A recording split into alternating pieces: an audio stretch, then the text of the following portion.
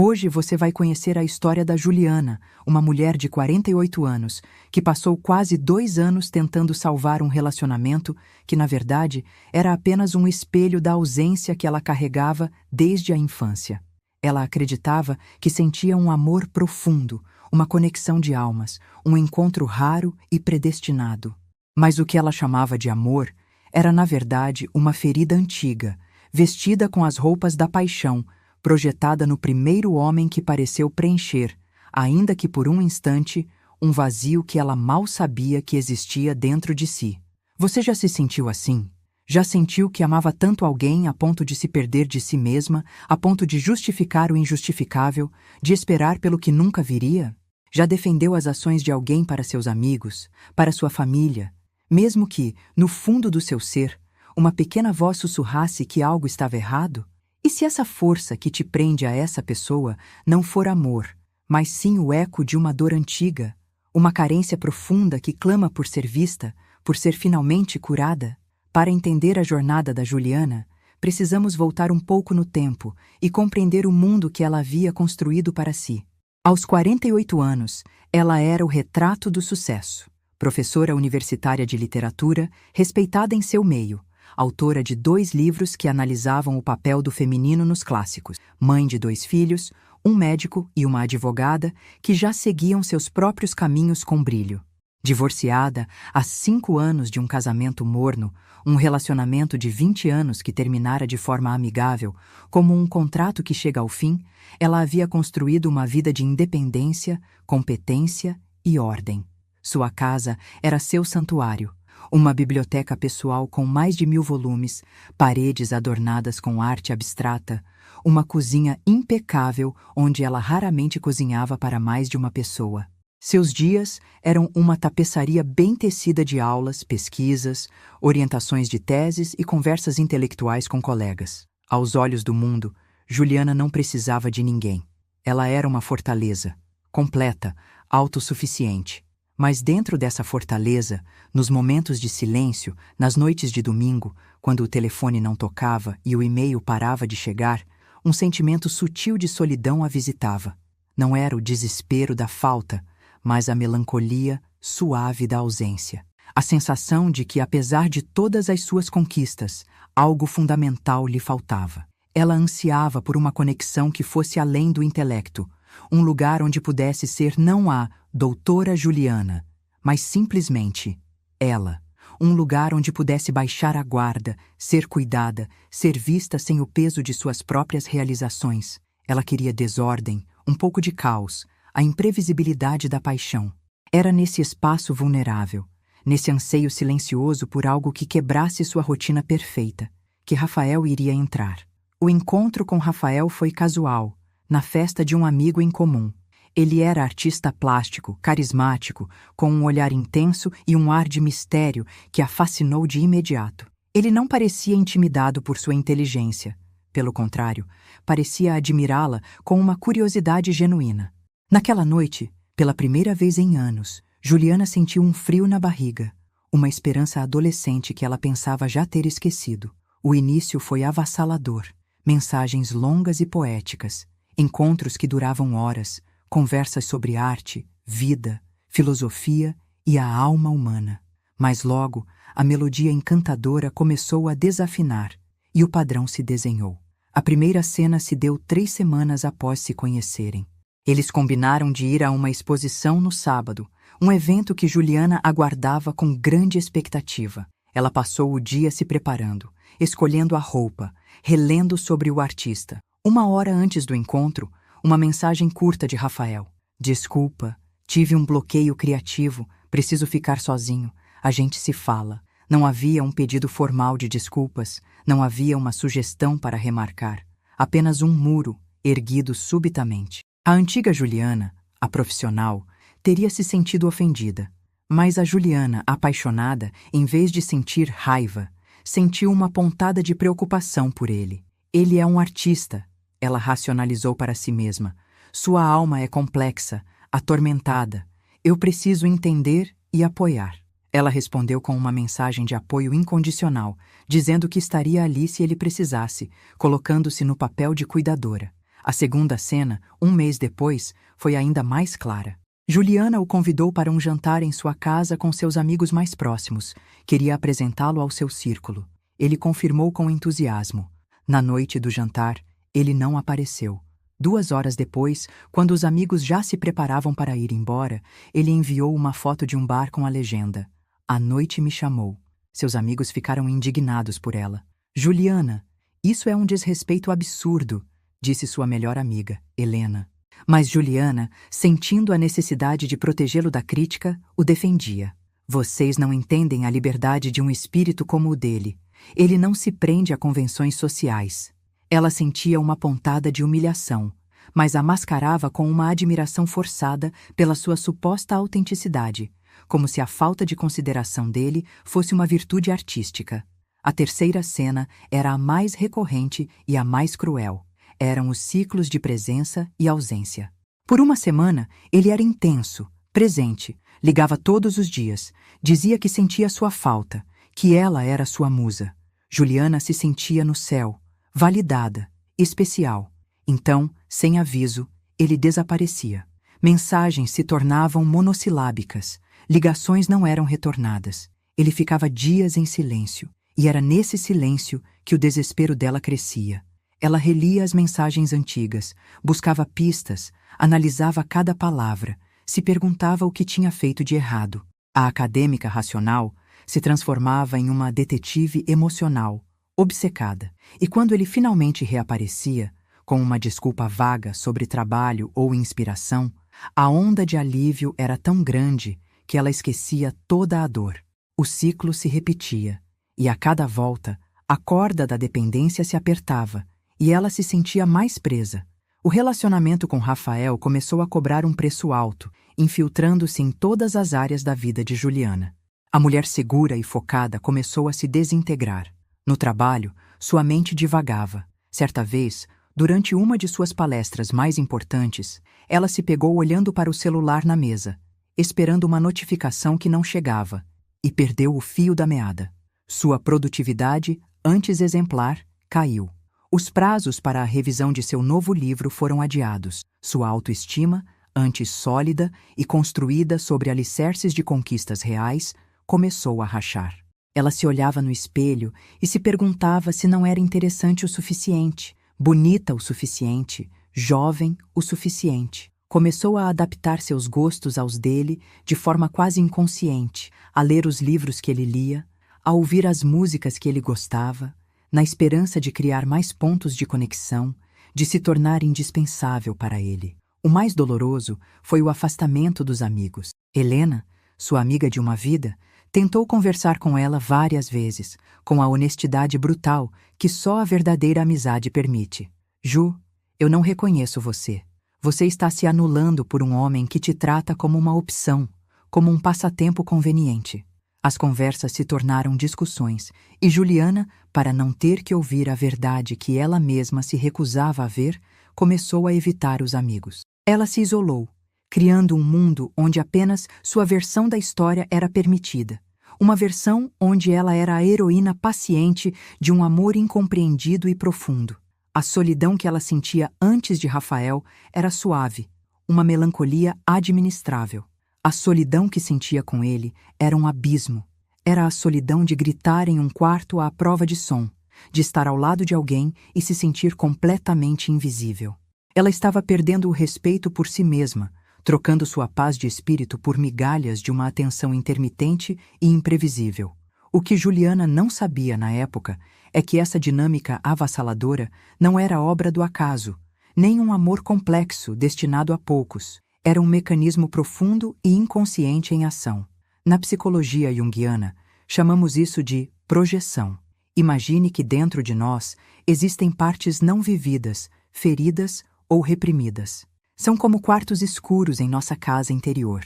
A projeção acontece quando pegamos o conteúdo de um desses quartos, nossas necessidades, nossos medos, nossas esperanças não realizadas, e sem perceber, o projetamos em outra pessoa, como um projetor de cinema. Nós deixamos de ver a pessoa como ela realmente é, e passamos a vê-la através do filme que estamos projetando nela. No caso de Juliana, a parte ferida era a de uma menina que nunca se sentiu plenamente vista e escolhida por uma figura masculina fundamental, seu pai. Um homem bom, provedor, mas emocionalmente distante, sempre ocupado demais para suas peças de teatro na escola, para suas histórias sobre o dia. Ela tem uma memória nítida, aos 8 anos, de esperá-lo na janela por horas, para que ele a visse em sua apresentação de balé. Ele nunca chegou.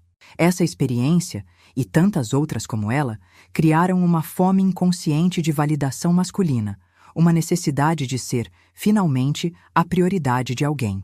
Rafael, com sua indisponibilidade e seu pedestal de artista atormentado, era a tela perfeita para essa projeção. Inconscientemente, a psique de Juliana não estava tentando conquistar Rafael. Ela estava tentando, mais uma vez, na arena da vida adulta, conquistar o pai. Cada migalha de atenção que ele lhe dava era uma vitória monumental, um alívio para a ferida antiga.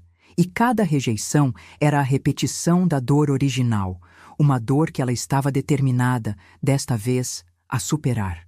Ela não estava apaixonada por Rafael, o homem. Ela estava desesperadamente apaixonada pela chance de reescrever o final de sua própria história. O ponto de virada não foi dramático. Não houve uma grande briga ou uma revelação bombástica. Foi silencioso, como a maioria das verdadeiras transformações. Era o aniversário de Juliana. Ela não queria uma festa, apenas um jantar tranquilo com ele, um momento de intimidade. Com 2 semanas de antecedência, ela o convidou. Claro, meu amor, será uma honra celebrar você. Estarei lá, ele disse, com o tipo de sinceridade que sempre a desarmava.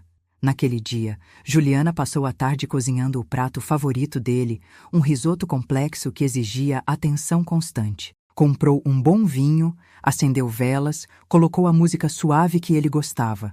Ela se sentia esperançosa, quase feliz. Às 8 horas, ela estava pronta, a mesa posta para 2. 8h30, 9 horas. Nenhuma mensagem, nenhuma ligação. A ansiedade começou a dar lugar a um nó frio no estômago. Ela mandou uma mensagem leve. Estou te esperando. Nenhuma resposta. Às 10 horas, o silêncio da casa era ensurdecedor. O jantar esfriava na mesa. Juliana olhou para o seu reflexo na janela escura da sala de jantar. E pela primeira vez, ela não sentiu raiva dele. Não sentiu preocupação. Ela sentiu uma compaixão profunda e avassaladora por si mesma. Ela viu a mulher que era, uma acadêmica brilhante, uma mãe dedicada, uma amiga leal, reduzida a uma espera patética por alguém que não se importava o suficiente para enviar uma única mensagem de texto. Ela viu a mesa perfeitamente arrumada, um símbolo de seu esforço unilateral. As lágrimas vieram, mas eram lágrimas diferentes. Não eram as lágrimas quentes de frustração ou as lágrimas frias de humilhação. Eram lágrimas de luto, um luto profundo. Ela chorou pela menina que esperou o pai na porta e nunca o viu chegar. Chorou pela jovem que buscou aprovação em homens errados, sempre sentindo que precisava merecer o amor. E chorou pela mulher de 48 anos que ainda acreditava que seu valor dependia de ser escolhida por alguém. Naquele silêncio, naquela mesa posta para 2, Juliana finalmente serviu um prato para si mesma e começou a comer. E a ficha caiu, com o peso de uma vida inteira. A busca não era por ele. A busca era por ela mesma. A experiência de Juliana é um exemplo clássico de como o que Jung chamou de complexo paterno negativo pode moldar a vida amorosa de uma mulher. Um complexo não é algo ruim em si. É simplesmente um conjunto de memórias, emoções e pensamentos carregados de energia, que se formam ao redor de uma figura arquetípica, neste caso, a do pai. O arquétipo do pai representa a ordem, a lei, o pensamento, a autoridade e a ponte para o mundo exterior. Quando a experiência com o pai real é de ausência emocional, o complexo paterno se torna negativo. A psique da criança fica com uma pergunta não respondida. O que há de errado comigo para que eu não seja vista? Para que eu não seja digna do tempo e da atenção dele? Essa pergunta se torna uma força motriz inconsciente na vida adulta. A mulher com esse complexo pode seguir 2 caminhos. Ou ela rejeita tudo o que é masculino, tornando-se hiperindependente e desconfiada, ou ela faz como Juliana, passa a vida tentando resolver a equação original. Ela se sente irresistivelmente atraída por homens que replicam a dinâmica original, homens distantes, críticos, indisponíveis ou narcisistas. Por quê? Porque o inconsciente não busca a felicidade, ele busca a totalidade. A psique não quer esquecer o trauma, ela quer integrá-lo, resolvê-lo. Se Juliana se envolvesse com um homem bom, disponível e que a amasse incondicionalmente, a ferida antiga não seria ativada. O problema não teria chance de ser resolvido. Ao escolher um Rafael, a psique dela estava dizendo: aqui está a mesma dinâmica. Desta vez, vamos vencer. Desta vez, faremos com que ele nos veja. É uma armadilha trágica, porque a premissa está errada. A cura não está em fazer o outro mudar. A cura está em retirar a projeção. É um ato de coragem de parar de olhar para fora e perguntar: por que ele não me vê? E começar a olhar para dentro e perguntar: por que eu preciso tanto ser vista por ele? O que essa necessidade diz sobre a minha própria história e sobre o amor que eu ainda não aprendi a me dar? Depois daquela noite, nada mudou externamente de imediato. Rafael ligou no dia seguinte com uma desculpa qualquer sobre ter perdido a noção do tempo em seu ateliê. A antiga Juliana teria aceitado, aliviada. A nova Juliana simplesmente ouviu. E pela primeira vez, sua voz estava calma, sem a carga de súplica. Entendo, ela disse. Preciso de um tempo para mim. E desligou. Aquele foi o primeiro passo. A cura não foi uma linha reta. Foi um processo lento, com recaídas e, por vezes, doloroso. Ela buscou terapia, um espaço seguro onde pôde, finalmente, falar sobre seu pai, sobre a menina que se sentia invisível. Ela chorou o luto que nunca havia se permitido sentir. Ela começou a praticar pequenos, mas radicais, atos de se escolher. Voltou a ligar para Helena, sua amiga, e pediu desculpas por tê-la afastado. Matriculou-se em uma aula de dança de salão, algo que sempre quis fazer, mas que Rafael achava burguês. Começou a preencher seus fins de semana com atividades que a nutriam, caminhadas na natureza, visitas a museus, tardes inteiras lendo na varanda, em vez de esperar por um telefonema. O mais difícil foi aprender a sentar-se com a própria carência, sem tentar preenchê-la imediatamente. Ela entendeu que o vazio era seu, uma parte de sua história, e em vez de fugir dele, começou a acolhê-lo, a entendê-lo como um chamado para si mesma. Aos poucos, a necessidade desesperada pela validação de Rafael começou a diminuir, porque ela estava, finalmente, dando a si mesma o que sempre buscou no outro: presença, atenção e valor incondicional. Ela não precisava mais que ele a escolhesse, porque ela já havia escolhido a si mesma. Talvez, ao ouvir a história da Juliana, algo tenha ressoado em você. Talvez você tenha se lembrado de um relacionamento, ou de vários, onde você se sentiu da mesma forma, dando muito mais do que recebia, esperando por uma mudança que nunca chegava, minimizando suas próprias necessidades para não incomodar o outro. Eu te convido a fazer uma pausa e se perguntar com honestidade e compaixão: qual é a tela em que você costuma projetar suas necessidades? São sempre homens indisponíveis? Mulheres que precisam ser salvas? Pessoas que te lembram de alguma forma uma figura do seu passado? Qual é a ferida antiga que seus relacionamentos atuais estão tocando? É uma ferida de abandono, de rejeição, de não se sentir boa o suficiente, de invisibilidade? E a pergunta mais importante: o que você tem feito para se dar aquilo que você tão desesperadamente busca no outro? Se busca segurança, como tem sido sua própria rocha? Se busca ser vista, como tem celebrado a si mesma? Não se julgue pelas respostas, apenas observe, porque a consciência é o primeiro e o mais importante passo para a cura. Reconhecer o padrão é o que nos dá o poder de, finalmente, escolher um caminho diferente. A jornada de Juliana nos ensina uma das lições mais profundas da vida. Muitas vezes, o que chamamos de amor romântico é, na verdade, uma busca por cura. É a nossa psique tentando, de forma desajeitada e repetitiva, consertar o passado no presente. Mas a verdadeira cura não acontece quando o outro finalmente nos vê. Acontece quando nós finalmente nos vemos. quando retiramos nossas projeções e assumimos a responsabilidade por nossas próprias feridas e por nosso próprio valor. O amor verdadeiro não exige que você se diminua para caber no mundo de alguém.